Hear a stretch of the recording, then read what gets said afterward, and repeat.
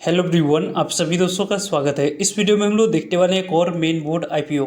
जिस main board IPO के बारे में बात करने जा रहे हैं वो मेन बोर्ड आईपीओ की इशू साइज 1900 करोड़ की रहने वाली है। और इस कंपनी के द्वारा वैल्यूएशन किस तरीके से कैसी रखी गई है और कंपनी जो मेन बोर्ड आईपीओ है इसमें आप लोगों को रिटेलर्स पॉइंट ऑफ व्यू से कौन सी बैड न्यूज़ आती हुई दिख रही है। जीएमपी में यहाँ पे थोड़ी सी तेजी भी दिख रही है, तो उसके अकॉर्डिंग क्या कुछ आने वाले समय में इस आईपीओ के रिगार्डिंग आप लोगों की प्लान होनी चाहिए, उनके बारे में इस वीडियो में डिटेल्स में बात करने वाले हैं। सो वीडियो को इंत देखिएगा और ऐसे ही daily IPO grey market premium से जुड़ी अपडेट के लिए चैनल को सब्सक्राइब कर लीजिए। साथ ही कमेंट्स में टेलीग्राम ग्रुप का लिंक दिया गया है, वहाँ भी जुड़ सकते हो टाइम पे अपडेट के। सो नेक्स्ट वीक से एक और कंपनी की आईपीओ ओपन होने जा रही है। अर्बन कंपनी आईपीओ के बारे में बात करते हैं तो इस कंपनी की ऑफिशियल डेट और प्राइस बैंड आ चुकी है। इस कंपनी की जो ओपनिंग डेट है वो 10 सितंबर है, यानी कि 10 सितंबर से आईपीओ ओपन होने वाली है। 11 सितंबर इस आईपीओ में दूसरा दिन अप्लाई करने के लिए समय मिलेगा। और 12 सितंबर की बात करें तो यह इस आईपीओ में आप लोगों को आखिरी दिन अप्लाई करने के लिए समय मिलने वाला है। तो इस आईपीओ में 10 सितंबर, 11 सितंबर और 12 सितंबर 3 डेट को इस मेन बोर्ड आईपीओ में आपको अप्लाई करने की अपॉर्चुनिटी मिलने वाली है। कंपनी की फेस वैल्यू ₹1 रखी गई है। जो भी शेयर आप लोगों को इस कंपनी की कट ऑफ प्राइस पे ₹103 पे यहाँ पे जो अप्लाई कर रहे हैं उसी कट ऑफ प्राइस पे 145 इक्विटी ऑफ शेयर मिनिमम इस आईपीओ में एक लॉट अप्लाई करते समय आपको सिलेक्ट करनी होगी, क्योंकि आपको ओवर सब्सक्रिप्शन कंडीशन में ₹103 कट ऑफ प्राइस पे ही आपको अलॉटमेंट मिलते हुए दिखेगी। वैसे भी इस आईपीओ में अलॉटमेंट मिलने की चांस काफ़ी कम रहने वाली है, जिसको आगे हम लोग डिस्कस करेंगे ही। कंपनी की जो इशू साइज है उसमें फ्रेश इशू और ऑफर फॉर सेल दोनों दिखेगी। कंपनी की जो इशू साइज है 1900 करोड़ की यहाँ पे दिख रही है। लगभग जो कंपनी की इशू साइज है 1900 करोड़ की, इसमें 472 करोड़ फ्रेश इशू है। कंपनी के पास डायरेक्ट पैसे कंपनी के 472 करोड़ तक की बात करते हैं तो पैसे कंपनी के पास जाने वाली है। और रेस्ट ऑफ अमाउंट्स की बात करते हैं तो 1428 करोड़ की बात करें तो ऑफर फॉर सेल रखी गई है। इसके माध्यम से यहाँ पे 1428 करोड़ की बात करते हैं तो आपको प्रमोटर्स और एग्जिस्टिंग शेयर होल्डर्स जो अपने स्टेक को सेल करते हुए देखेंगे।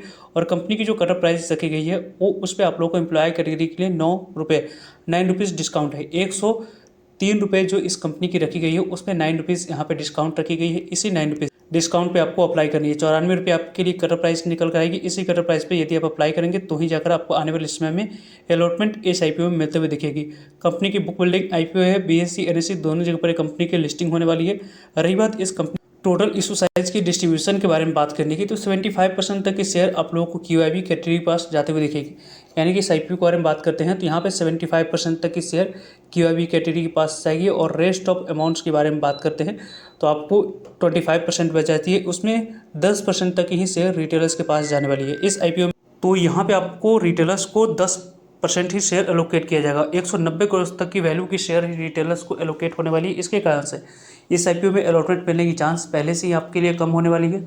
और रही बात, ये कंपनी न्यू एज टेक्नोलॉजीज पे जुड़ी हुई कंपनी है। और इस तरीके की सेक्टर वाली कंपनी में हम लोग हाल ही की कंपनी के बारे में बात करें, स्विगी हो गई, जोमेटो हो गया, या आप लोग बात करें आपको कार ट्रेड की बात करते हैं, वहाँ पे आप लोगों को कंपनियों ने लिस्टिंग के बाद भी आपको गिरावट के होने के बावजूद भी वहाँ पे अच्छी परफॉर्मेंस मिली है। तो उसके कारण से भी इस कंपनी की आने वाले समय में अच्छी परफॉर्मेंस मिलने की उम्मीद लिस्टिंग के बाद भी दिखेगी, जिसके कारण से इस आईपीओ में नंबर ऑफ टाइम्स ज़्यादा सब्सक्राइब होने की उम्मीद रहने वाली है।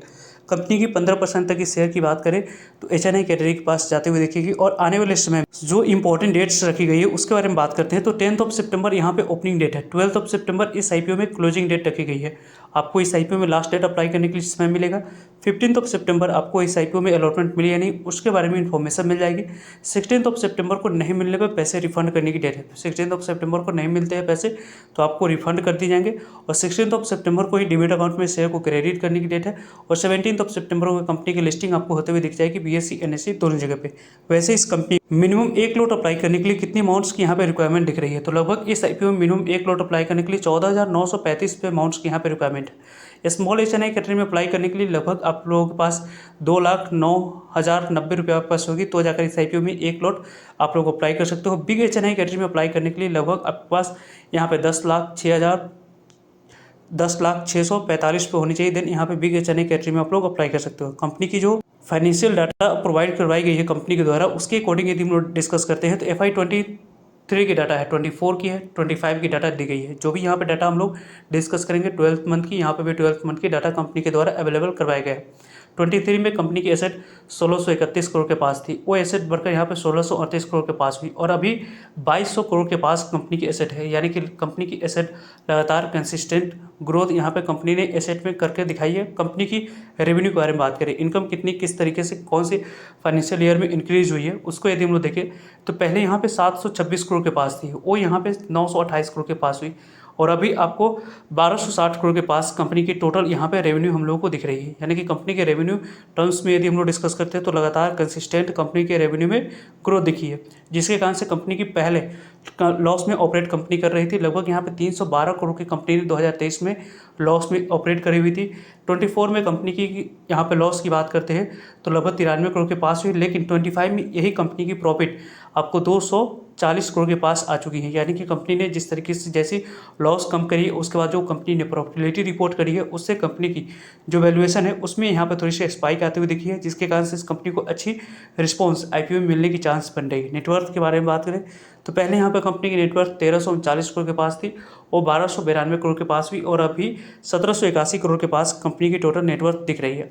कंपनी की रिजर्व एंड सरप्लस के बारे में बात करते हैं तो कंपनी की रिजर्व एंड सरप्लस कितनी है तो 2400 करोड़ के पास थी, वो 2404 करोड़ के पास हुई और अभी यहाँ पे 2646 करोड़ के पास है। यानी कि कंपनी की रन रेट के बारे में बात करते हैं, आने वाले समय में कंपनी अपने जो रेवेन्यू है उसको और कंपनी जो अभी पास्ट में लॉस रिपोर्ट करी है उस तरीके से फिर से कंपनी लॉस में आती है तो भी आप लोगों को आने वाले समय में अच्छी रिस्पॉन्स मिलने की चांस इस आईपीओ में रहने वाली है। कंपनी की जो रिटर्न ऑन नेटवर्थ है उसके बारे में बात करते हैं तो 13.35% की है और प्राइस टू बुक वैल्यू 8.27 की है और इस तरीके की कोई भी कंपनी पीयर कंपटीटर लिस्टेड नहीं है, तो इसके कारण से कंपनी की जो प्री आईपीओ यहाँ पे प्राइस टर्निंग है 59 की है और पोस्ट आईपीओ 61 की है। इस कंपनी की जो वैल्यूएशन हाई दिख रही है उसके पीछे की रीजन भी है कि यहाँ पे कंपनी लगातार 2 साल कंसेक्यूटिव की बात करते हैं 23 और 24 में लॉस में ऑपरेट करी थी, 25 में सडनली कंपनी प्रॉफिट रिपोर्ट करी है, उसके कारण से कंपनी की थोड़ी सी वैल्यूएशन हाई दिख रही है। लेकिन आने वाले समय में यदि इसी तरीके की ऐसी कंटिन्यू प्रॉफिट कंपनी रिपोर्ट करती है तो वहाँ पे आप लोगों को जो वैल्यूएशन है वो जस्टिफाई होते हुए दिखेगी। इसी कारण से इस कंपनी की ग्रे मार्केट प्रीमियम में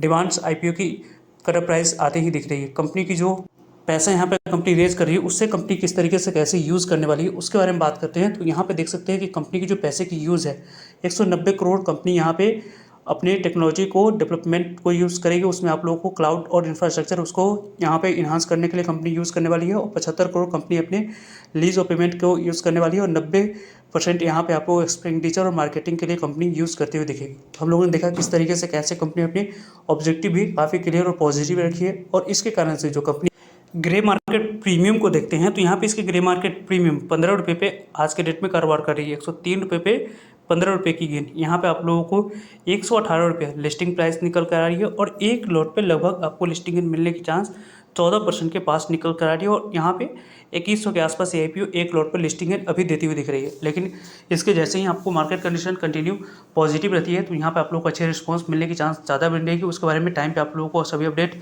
मिलते रहेंगे, सो जरूरी रहेगा ताकि आप लोगों को तक अपडेट पहुँच पाए। फर्दर जो भी डाउट करिए कमेंट्स करके आप लोग पूछ सकते हो। मिलते हैं एक नई इन्फॉर्मेटिव वीडियो में, तब तक के लिए जय हिंद जय भारत।